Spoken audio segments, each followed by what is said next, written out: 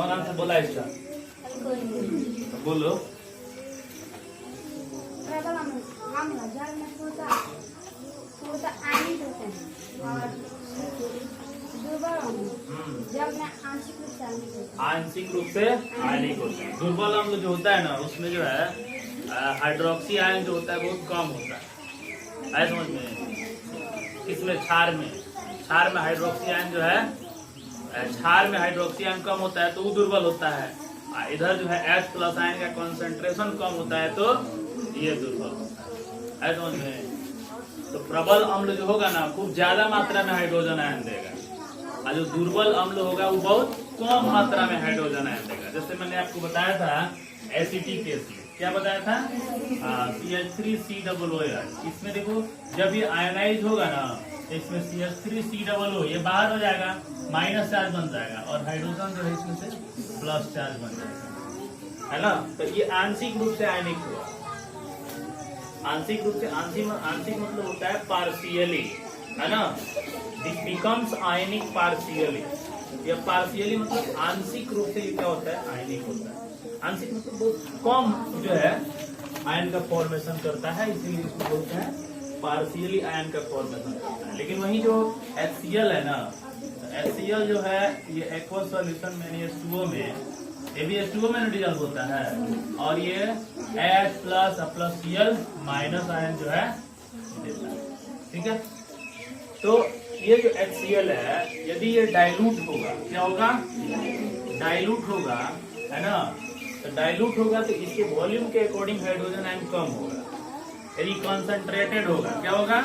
Concentrated होगा तो इसके वॉल्यूम के अकॉर्डिंग H2O यानी H+ आयन जो है ज्यादा मिलेगा। ये डाइल्यूशन है ना, तो डाइल्यूशन में वाटर की मात्रा क्या होती है? ज्यादा होती है।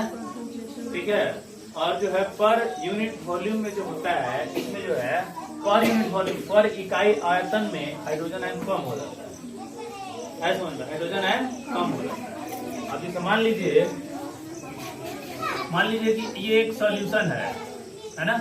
सॉल्यूशन है ये H2S, ये किसका? शुगर का और वाटर का, शुगर प्लस वाटर, है ना?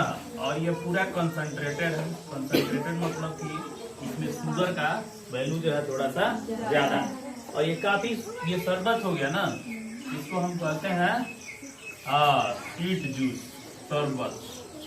ऐसा समझ में? ये शरबत हो गया। अब इसमें हम थोड़ा पानी और मिलाते जाएं, है ना? अब इसमें से पहले वाले में से 10 ग्राम निकालिए, और उसके बाद वाले में से 10 ग्राम निकालिए। आप पता करेंगे कि इस पहले वाले 10 ग्राम सॉल्यूशन में क्या होगा? चीनी का मात्रा ज्यादा होगा, और दूसरे वाले में निकालेंगे पानी डालने के बाद तो उसमें क्या होगा? कम होगा। तो कंसंट्रेशन क्या हो जाता है? डाउन हो जाता है ना? उसी तरह से जिसको डाइल्यूट कर देंगे ना, तो H+ आयन जो है एक पर यूनिट वॉल्यूम में क्या होता है? डाउन हो जाता है। और इसमें भी क्या होता है? पर यूनिट वॉल्यूम में ये बढ़ जाता है, ये ज्यादा रहता है, इसलिए जो है ये ज्यादा हाइड्रोजन आयन देगा और ये कम हाइड्रोजन आयन देगा। ठीक है? तो डाइल्यूट HCl जो होता है ये भी खतरनाक होता है। कितना भी डाइल्यूट कर दो, क्योंकि HCl है ना, ठीक है? लेकिन थोड़ा सा उसका कंसंट्रेशन जो है इसकी अपेक्षा डाउन हो जाता है। ठीक है? लेकिन ये दोनों एक डाइल्यूट है, लेकिन फिर भी इसको हम क्या मानेंगे? स्ट्रॉन्ग एसिड मानेंगे। इसको भी स्ट्रॉन्ग एसिड मानेंगे, लेकिन ये स्ट्रॉन्ग नहीं होगा। क्या समझ में? ये वीक एसिड होगा। कमजोर अम्ल इसको कहते हैं, दुर्बल अम्ल, पाचक शीतल अम्ल। ठीक है?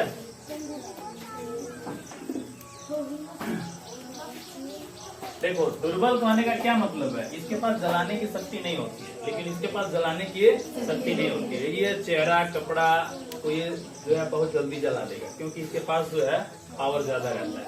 लेकिन इसमें पावर क्या रहता है? कम रहता है। ये कैपेबल नहीं होता है बर्न करने, इसीलिए क्या हो जाता है? वीक हो जाता है। और क्वेश्चन है? बोलो।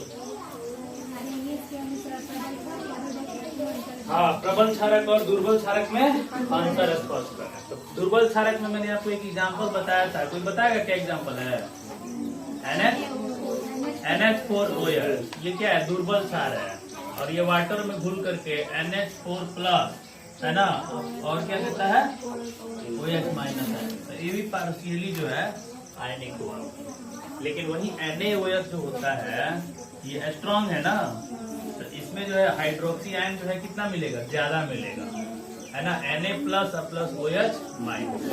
ठीक है, हाइड्रोक्सी आयन इसमें ज्यादा होगा और इसमें क्या होगा, कम होगा। ये पार्शियली ऑनाइज हो गया, इसको बोलेंगे पार्शियली, है ना। पार्शियली कहने का मतलब क्या हुआ, है ना, पार्शियली कहने का मतलब हुआ आंशिक रूप से, यानी बहुत कम आयनाइज होता है और ये ज्यादा मात्रा में आयनाइज होता है। तो सीधा सीधा यही समझना है क्या, आर्हेनियस के अनुसार अम्ल और क्षार, यानी अम्ल कहने का मतलब क्या है, यदि वो हाइड्रोजन आयन देगा तो अम्ल है, हाइड्रोक्सी आयन देगा तो क्षार है। हाइड्रोजन आयन जितना ही ज्यादा देगा उतना ही वो प्रबल होगा और हाइड्रोजन आयन जितना ही कम देगा उतना ही वो दुर्बल होगा। ऐसा समझ में, हाइड्रोक्सी आयन जितना ही ज्यादा होगा उतना ही ये ज्यादा क्षारीय होगा, और हाइड्रोक्सी आयन जितना ही कम होगा उतना ही ये कम क्षारीय होगा। तो ये सब आयन के ऊपर डिपेंड करता है।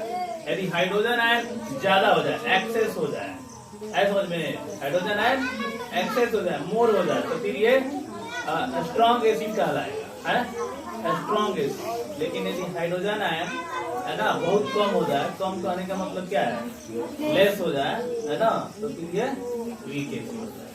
यानी हाइड्रोजन आयन पर ही डिपेंड करता है weakness and strongness of the acid. ठीक है, कमजोर, दुर्बल और प्रबल होने का जो गुण है अम्ल का, वो हाइड्रोजन आयन पर ही डिपेंड करता है। OH माइनस आयन के साथ भी यही खेल है। ऐसा समझ में, यदि ये मोर हो जाए तो फिर ये स्ट्रॉन्ग बेस कहलाएगा। ऐसा समझ में, यदि ये लेस हो जाए तो फिर ये क्या कहलाएगा, वीक बेस, यानी दुर्बल क्षार कहलाएगा। ये बात हम लोग कल पढ़ चुके थे। ठीक है, तो एग्जाम में आएगा क्वेश्चन, इसको लिखना है, तो बस इसमें यही लिखना है ना, कि एसिड जो होते हैं वो हाइड्रोजन आयन की संख्या ज्यादा दे देते हैं जब इनको वाटर में डिसॉल्व किया जाता है, समझ में, तो वो दुर्बल हो जाते हैं। कम हाइड्रोजन आयन देते हैं तो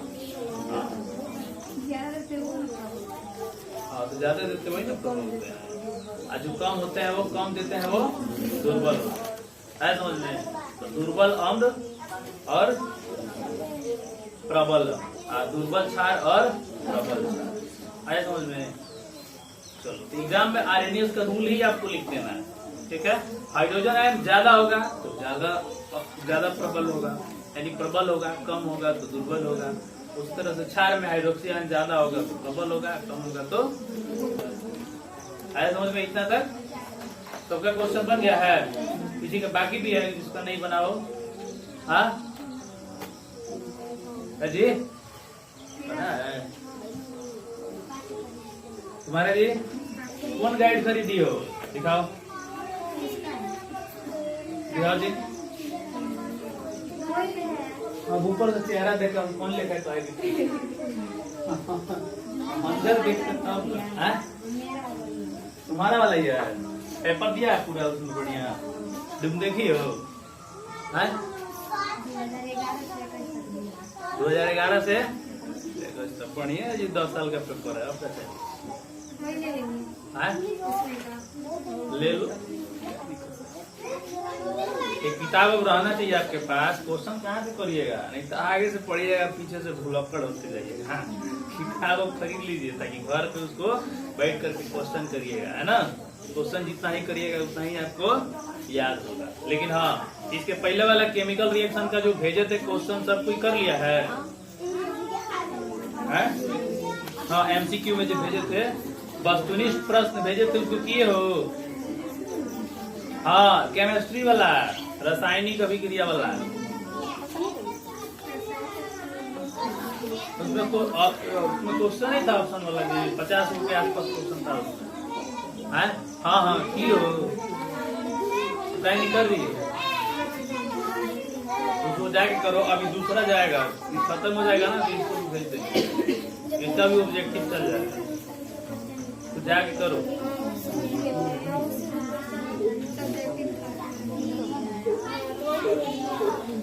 हाँ, दोनों एक कह सकते हैं।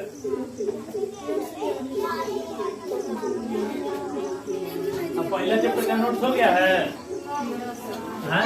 तो दूसरा कौन बनाएगा? हाँ?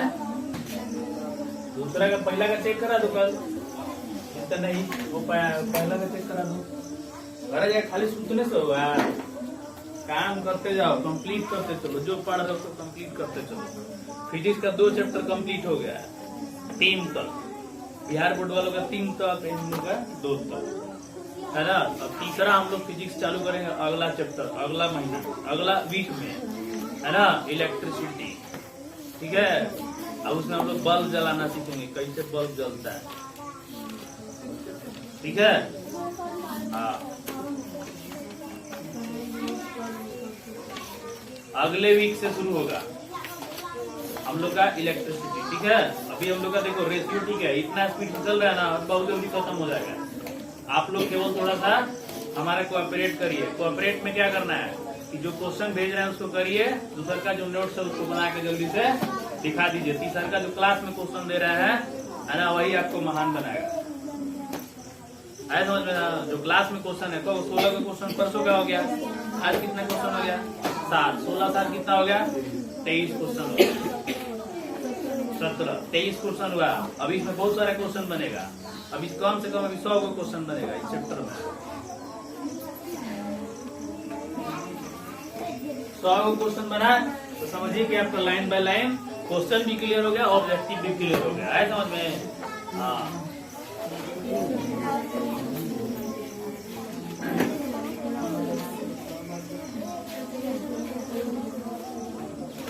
चलिए अगला टॉपिक आने वाला है हम लोग का, है ना,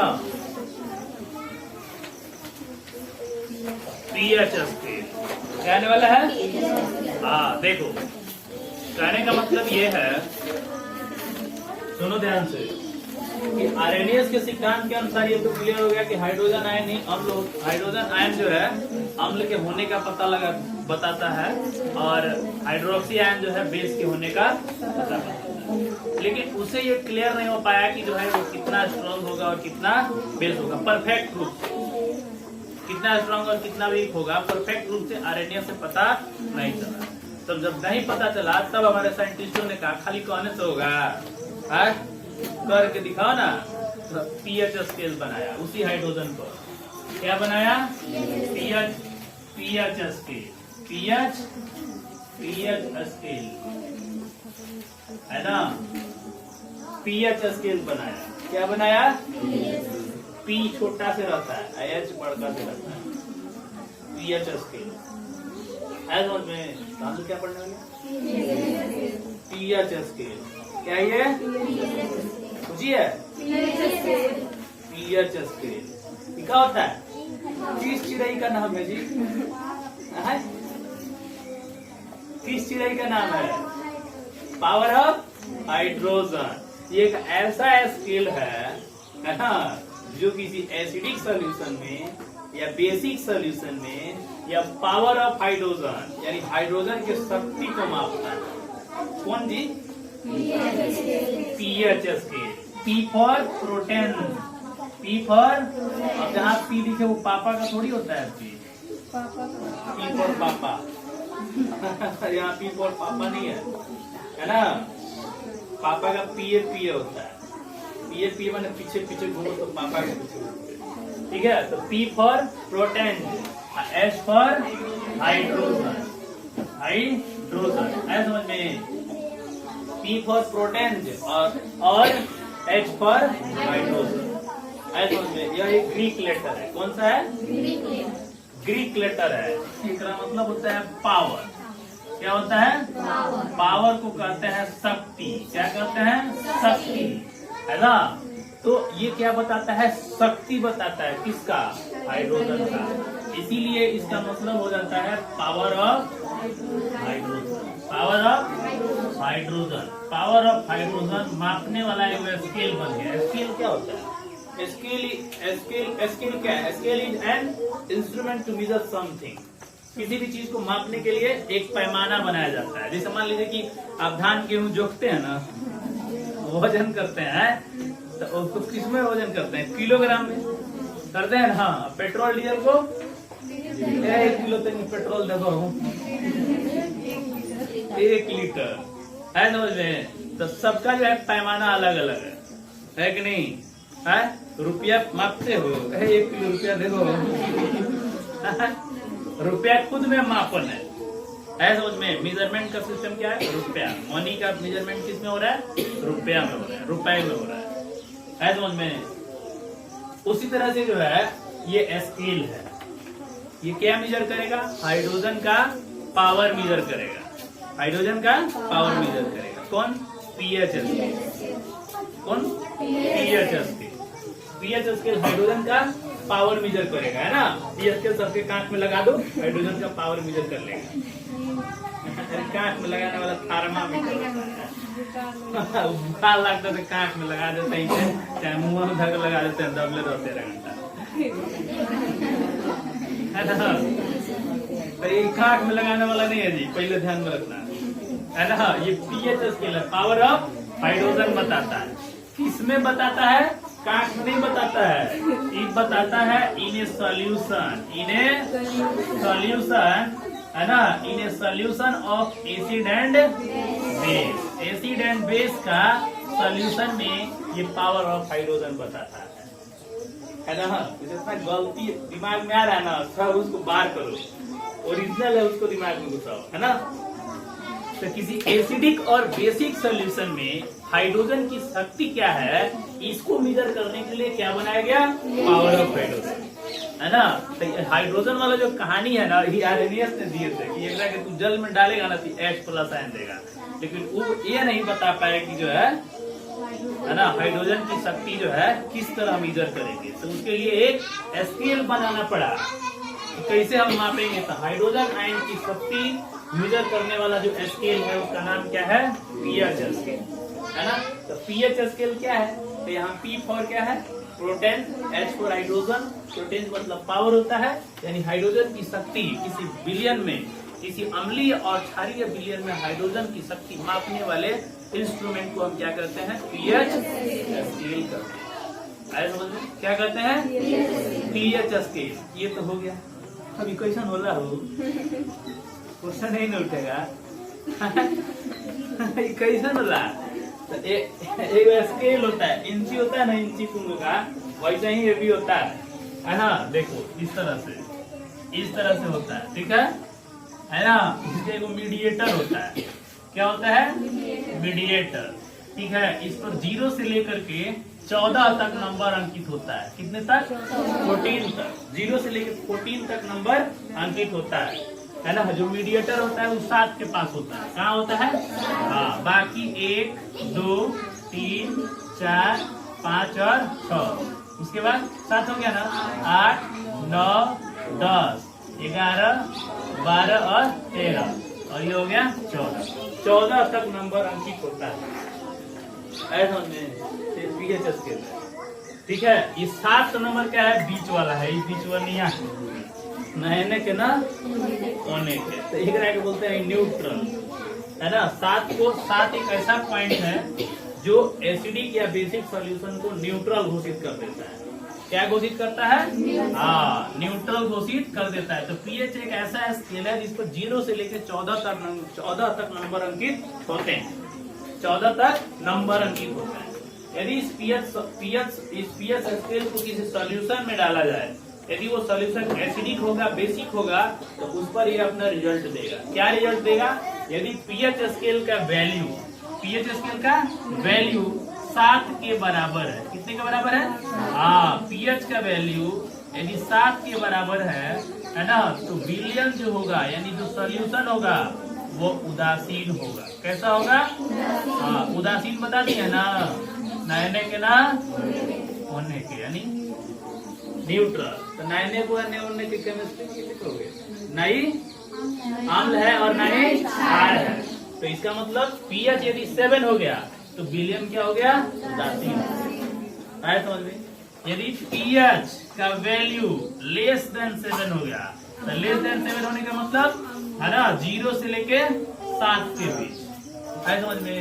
तो 0 से लेके 7 के बीच। तो 7 से नीचे जब आएंगे ना, तो अम्लीयता इसकी बढ़ती। क्या है? बोलो, अम्लीयता क्या है? बढ़ती। तो 7 से नीचे रहेगा तो विलयन क्या होगा? अम्लीय होगा। यानी सॉल्यूशन बनेगा एसिडिक। क्या बनेगा? एसिडिक, अम्लीय होगा। ऐसा समझ में? तो अम्लीयता बढ़ती है। यदि 7 से लेके 14 तक हम जाएं तो पीएच ग्रेटर देन क्या हो गया? 7। तो विलयन हमारा क्या बनेगा? क्षारीय बनेगा। क्या बनेगा? क्षारीय बनेगा। ऐसा समझ में? है ना? अब इसमें देखो, ये तो क्लियर हो गया कि यह लेस देन 7 होगा तो अम्लीय होगा और ग्रेटर देन 7 होगा तो क्षारीय होगा। अब ये 2 पार्ट में बढ़ जाता है। देखो इधर लिखा है कि 7 से नीचे आने पर 0 की तरफ अम्लीयता बढ़ती है, इधर क्षारीयता बढ़ती है। इधर इधर आगे की तरफ जाने पर क्षारीयता घटती है कि बढ़ती है? हाँ, क्षारीयता ऊपर जितना जाएगा ना उतना क्या होगा? क्षारीयता बढ़ती है। क्षारीयता यानी बेसिसिटी इंक्रीज है, इधर आओगे तो अम्लीयता यानी एसिडिटी डिक्रीज है। समझ में? अब यहाँ से देखो 0 से लेके लगभग 3 तक, कहाँ तक? 3 तक, यानी देखो अम्लीयता बढ़ रही है ना, तो 3 तक जो अम्ल होगा ना यह स्ट्रॉन्ग अम्ल होगा, यानी प्रबल होगा। क्या होगा? प्रबल होगा। इसके बाद वाला जो होता है ना वो क्या होता है? 1 2 3 4, कहाँ तक दिया? 4 तक दिया, 3 तक दिया? 3 तक। इसके बाद से जो होगा ना ये दुर्बल हो जाएगा। क्या कैसा होगा ये? अम्ल होगा, ये दुर्बल होगा। क्यों? देखो ध्यान से, कह रहा है कि 7 से नीचे आने पर अम्लीयता बढ़ती है, यानी 0 की तरफ आएगा उतना ही स्ट्रॉन्ग होते जाएगा। ऐसा समझ में? 7 से जो नजदीक रहेगा वो क्या होगा? दुर्बल होगा। ऐसा समझ में? उसी तरह से इसमें भी है। यदि इसमें आप चलिए, है ना, 7 से लेकर के लगभग 11 तक, कहाँ तक? 10 तक दिया है, तो 10 तक चलिएगा तो ये क्षारीय होगा, क्षार होगा, लेकिन दुर्बल क्षार। कैसा क्षार होगा? दुर्बल क्षार। ये कैसा क्षार होगा? प्रबल क्षार, स्ट्रॉन्ग बेस होगा। समझ में? स्ट्रॉन्ग बेस होगा। तो यही पीएच स्केल है। समझ में आ रहा है ना? पीएच स्केल किस तरह का नाम है? तो ऐसा स्केल है जो किसी विलयन में उसके अम्लीयता और क्षारीयता, है ना, और उसके उदासीन होने का, है ना, उदासीन होने का ये कारण बताता है। ठीक है? उदासीन है कि क्षारीय है कि अम्लीय है, तो ये पीएच स्केल, पीएच का वैल्यू यदि 7 दे दिया तो विलयन उदासीन होगा, लेस देन दे दिया तो अम्लीय होगा, ग्रेटर देन दे दिया तो क्षारीय होगा। तो 7 से नीचे यानी 0 की तरफ, है ना, क्या होता है? अम्लीयता बढ़ती है, और 14 की तरफ, 7 से 14 की तरफ अम्लीयता, क्षारीयता बढ़ती है और अम्लीयता घटती है। अम्लीयता घटती है। समझ में? अम्लीयता क्या होती है? घटती है। इधर क्षारीयता क्या होती है? घटती है। समझ में? क्षारीयता घटती है, इस डायरेक्शन क्षारीयता जो है घटती है। तो देखो इसमें हम एक पॉइंट देख रहे हैं ना कि यदि 0 से 14 की तरफ जलोगे तो क्षार की तरफ बढ़ेंगे, और 14 से 0 की तरफ आओगे तो अम्ल। समझ में? तो अम्लीयता और क्षारीयता, ये पीएच स्केल क्या होता है? तो अभी तक हम लोगों ने पढ़ा था कि बहुत सारे इंडिकेटर पता करके बताते हैं कौन अम्ल है कौन क्षार है ना। लेकिन हम लोग पढ़े कि प्रबल क्षार भी होता है, दुर्बल क्षार भी होता है, प्रबल अम्ल भी होता है, दुर्बल अम्ल भी होता है। तो इसकी प्रबलता और दुर्बलता का पता लगाना बड़ा मुश्किल था इंडिकेटर से। है समझ में? आर्यनियस ने भी अपना दिमाग दिया तो सिर्फ इतना ही दे पाया कि हाइड्रोजन आयन देता है तो अम्ल है, और हाइड्रोक्सी आयन देता है तो क्षार है। लेकिन फिर भी अब कहे तो कितना, ये चीज कैसे क्लियर होगा कि हाइड्रोजन बहुत ज्यादा देगा, है ना? इसको क्लियर कर पाना मुश्किल था। तो क्लियरिटी जो है कौन दिया? PH scale. और पीएच स्केल ही बता पाया, है ना, कि जो है किस तरह से हाइड्रोजन आयन जो है पीएच स्केल ही बताएगा कि जो है अम्ल का अम्ल में हाइड्रोजन आयन कितना है और क्षार में हाइड्रोक्सी आयन है। समझ में? ठीक है? तो देखो ये जितना लिखा है ना सबको एक नंबर से दिखाया गया। ये 0 है ना, इसको कहा गया 10 to the power 0, 10 to the power 1, 10 to the power 2, 10 to the power 3, minus में कि प्लस में है जी? माइनस में है ना सब, है ना। 10 to the power -4, 10 to the power -5, 10 to the power -6, 10 to the power -7। है समझ में? 10 to the power -8, 10 to the power -9, 10 to the power -10, 10 to the power -11। तो तक गिनना होगा तो मन दुखा जाएगा नहीं। अच्छा आएगा 14 ही तक है। आए समझ में? तो देखो यही क्या है ना, यही बताता है हाइड्रोजन आयन का कंसंट्रेशन। यही क्या है, हाइड्रोजन आयन का कंसंट्रेशन है ना, सांद्रण है, हाइड्रोजन का सांद्रण है ये H+ आयन। यानी ये क्या बताएगा, हाइड्रोजन आयन का सांद्रण, हाइड्रोजन आयन का सांद्रण यानी कंसंट्रेशन। क्या बताएगा, concentration, concentration of hydrogen ion, concentration of hydrogen ion यही बताएगा। ठीक है, तो कंसंट्रेशन ऑफ हाइड्रोजन आयन कहो, अच्छा है ना, कंसंट्रेशन ऑफ OH- आयन कहो। है समझ में? ये जो लिखा है ना, ये भी बताता है समझ में? है तो ये क्या हो गया, ये हाइड्रोजन आयन का सांद्रण बताता है। 10 के पावर 0, 10 के पावर -1, 10 के पावर -2, 10 के पावर -3, 10 के पावर -4, है ना। तो में वो फार्मूला पढ़ना है आप लोग को, है समझ में? क्या पढ़ना है, फार्मूला। देखो इसमें फार्मूला ये है, सुनो ध्यान से, कि है ना, ये देखो ये हाइड्रोजन आयन और हाइड्रोक्सी आयन। कहने का मतलब ये है कि फॉर्मूला यही है कि H+ आयन है ना और OH- आयन दोनों को जब हम गुणा करेंगे ना तो ये हमेशा 10 के पावर -14 के बराबर होगा। कितने के बराबर होगा, 10 के पावर -14 के बराबर होगा। है समझ में? H+ और OH- आयन दोनों मिला देंगे तो पूरा टोटल कितने के बराबर हो जाएगा, 14, है ना। उसका कंसंट्रेशन क्या बन जाएगा, 10 के पावर -14। ठीक है, तो एक फॉर्मूला होता है कि यदि हमको हाइड्रोजन का शक्ति बताना है, किसका, हाइड्रोजन का शक्ति बताना है ना, H+ आयन का।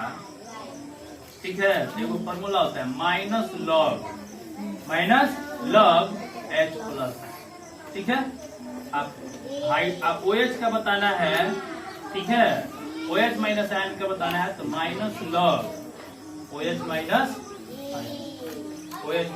ये NCERT में नहीं है ना, ये हो सकता है कि आपके बिहार बोर्ड वाले में हो दिया है। pH बराबर -log H+ आयन। देखो ये हाइड्रोजन के लिए बताएगा और ये किसके लिए बताएगा, OH के लिए। यानी हाइड्रोजन का पावर कितना है तो इस फॉर्मूला से, है ना। ये हाइड्रोक्सी का पावर है तो इस फॉर्मूला से, है समझ में? तो ये फॉर्मूला है, इसका मतलब होता है पावर ऑफ हाइड्रोजन। ये क्या बताएगा, पावर ऑफ हाइड्रोजन, हाइड्रोजन की शक्ति। और ये क्या बताएगा, पावर ऑफ, बोलो, hydroxy ion, power of hydroxy ion को बताएगा, या पावर ऑफ हाइड्रोजन आयन को बताएगा। कितना है, ये -log और ये -log H+ और ये हो जाएगा -log OH-। है समझ में? तो ये हो गया आपको क्या, कि हाइड्रोजन की शक्ति बताने वाला फॉर्मूला और ये हाइड्रोक्सी की शक्ति बताने वाला फॉर्मूला। ठीक है, NCERT में नहीं है समझ में? तो ये एक्स्ट्रा है, तो किस तरह से हम हाइड्रोजन आयन की शक्ति को बता सकते हैं, है समझ में? तो इस पर मान लो क्वेश्चन दे दिया, देखो ध्यान से, यदि मान लो क्वेश्चन दे दिया किसी सॉल्यूशन में, फॉर ए सॉल्यूशन, यदि तुमको दे दिया H+ आयन का कंसंट्रेशन, H+ आयन का कंसंट्रेशन दे दिया 10 के पावर -4, कितना दे दिया, 10 के पावर -4, तो pH बताइए, क्या बताइए, pH बताइए। तो pH बराबर क्या फॉर्मूला होता है जी, -log H+ इन होता है, -log हाइड्रोजन आयन का कंसंट्रेशन कितना है, 10 का पावर -4, है समझ में? तो देखो ये फॉर्मूला होता है, log है ना, log ऑफ m पावर यदि n है तो n log m हो जाता है समझ में? और log 10 का मान जो होता है ना 1 होता है, कितना होता है, 1। देखो पावर आ गया तो log के पीछे आ गया n, उसी तरह से ये भी हो जाएगा। तो -log माइनस हट जाएगा, अब पावर जो हो जाएगा आ जाएगा इधर, -4 को इधर ले आइए, -log क्या बच जाएगा 10 ना, तो log 10 का मान कितना हो गया 1, तो -4 गुणे -1 कितना आ गया, pH का वैल्यू 4 आ गया। अब pH 4 हो गया तो बताइए कौन से एसिड में जाएगा, तो ये अम्ल होगा ना, pH 4 होगा तो फिर वो क्या बनेगा, अम्ल बनेगा। लेकिन कौन सा अम्ल बनेगा, दुर्बल अम्ल बनेगा। इसी पर क्वेश्चन आता है। लौंग क्या है, लौंग को लौंग कहते हैं। चलिए ये काम तो ढंगा गया ना आपको, है? चलिए तो लॉग क्या है, ये लॉग जो है फॉर्मूला जो है लिखना पड़ेगा। लॉग 10 का मान कितना होता है, 1 होता है।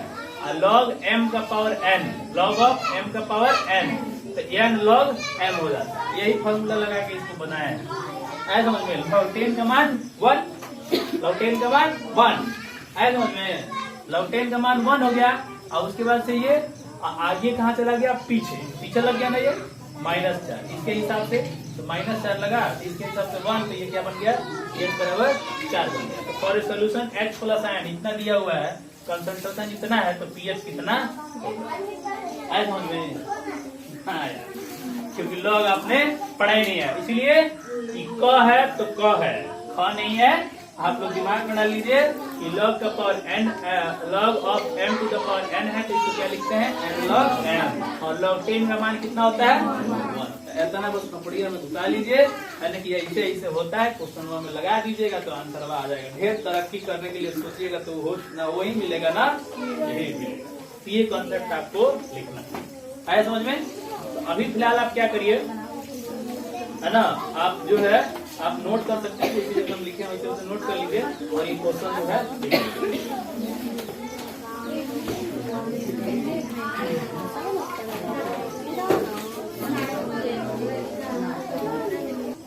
सोच रहे हैं कि सट पे गिराएं हम भी, कल सुनेंगे सब, आज सट मारेंगे।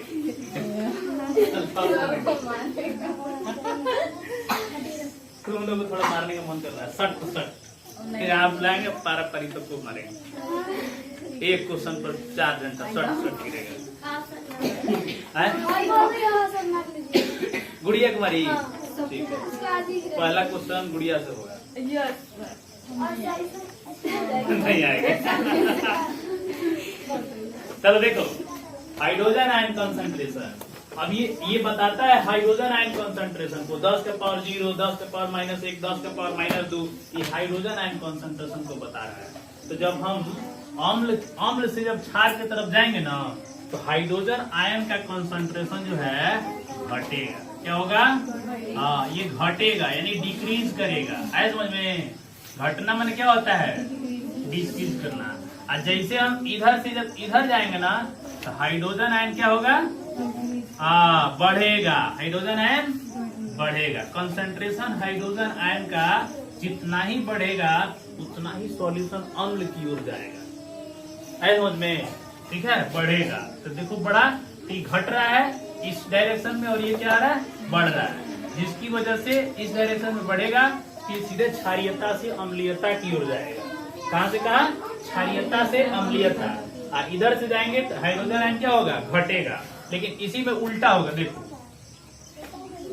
इस डायरेक्शन में हाइड्रोजन आयन यानी हाइड्रोक्सी आयन का कंसंट्रेशन बढ़ेगा ना जी। OH माइनस आयन का कंसंट्रेशन क्या होगा, बढ़ेगा, है ना। जबकि इस डायरेक्शन में OH माइनस आयन का कंसंट्रेशन घटेगा, OH माइनस आयन का कंसंट्रेशन घटेगा। तो क्वेश्चन पूछा जाए कि pH स्केल पर 0 से 14 की ओर, 0 से 14 की ओर, पहला ऑप्शन हाइड्रोजन आयन घटेगा, है ना। दूसरा हाइड्रोजन आयन का कंसंट्रेशन बढ़ेगा।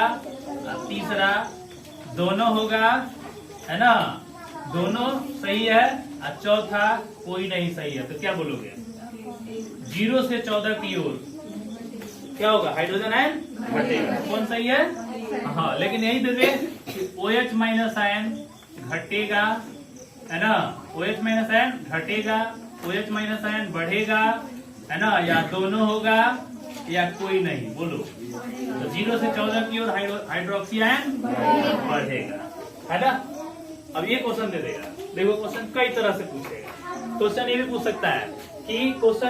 सकता है कि 0 से 14 की ओर pH वैल्यू 0 से 14 की ओर जाने पर पहला ऑप्शन अम्लीयता यानी एसिडिटी बढ़ती है, अम्लीयता घटती है, है ना। अम्लीयता घटती है, क्षारीयता बढ़ती है, क्षारीयता घटती है, क्षारीयता घटती है। अब बोलो कौन सही है इसमें, बोलो कौन सही है चारों में? हाँ, 0 से चलो भी जाएगा तो अम्लीयता बढ़ेगा, क्षारीयता बढ़ती है, घटती क्या है? अम्लीयता। तो ये दोनों ना सही है, हाँ? ये दोनों सही है। एसिडिटी इंक्रीज है, the pH value from 0 to 14 to 0, pH value 14 to 0, from 14 to 0, है ना? acidity increases, अब pH value 0 to 14, acidity decreases। समझ में? बेसिसिटी किधर से किधर इंक्रीज होता है? तो बेसिसिटी किधर से किधर? 0 से 14 के तरफ इंक्रीज होता है। pH वैल्यू 0 से 14 की तरफ इंक्रीज होता है, और 14 से 0 की तरफ डिक्रीज होता है। तो ये आपका बताएगा हाइड्रोजन आयन कंसंट्रेशन, और ये जो गिनती लिखे है ना, ये आपका पीएच बताएगा। आज समझ में? ये क्या बताएगा? पीएच। ये आपका पीएच बताएगा गिनती, और ये क्या बताएगा? हाँ, क्या बताएगा बोलो? है हाइड्रोजन नहीं कर रही है। तो ये क्या है? हाइड्रोजन। ये पीएच है, और ये हाइड्रोजन आयन का कंसंट्रेशन है। तो पीएच स्केल पर दोनों रहता है ना? सांद्रण क्या है ये? हाँ, हाइड्रोजन आयन का सांद्रण बताएगा। तो सांद्रण कैसे घटेगा बढ़ेगा समझ में आ रहा है ना? हाँ, क्वेश्चन एग्जाम में आ गया तो अगला दिन आओगे ना तो टांग काट लेंगे, गलती करोगे। क्षारीयता बढ़ती है, घटती है, कैसे क्या होता है? घर जाके दिमाग में उलझन होगा तो उसको सुधार लेना। एक बार नहीं, वीडियो को आगे पीछे भगा के देख लेना, है ना? लेकिन उलझन को दूर कर लेना है कि किधर से किधर घटता है, किधर से किधर बढ़ता है समझ में? ये कोई दिक्कत समझ में आ गया? अब एक पीएच पेपर है जो कि हम लोग कल पढ़ेंगे, है समझ में? तो इसको हम लोग यही रोकते हैं। पीएच पेपर के बारे में कल पढ़ा जाएगा। उसके बाद से एसिड का बिहेवियर क्या होता है, बेस का बिहेवियर क्या होता है, और कुछ कंपाउंड है उनके बारे में हम लोग पढ़ेंगे। 1-2 क्लास और जाएंगे, तभी 3 क्लास और ले लेंगे। हो गया क्वेश्चन नोट।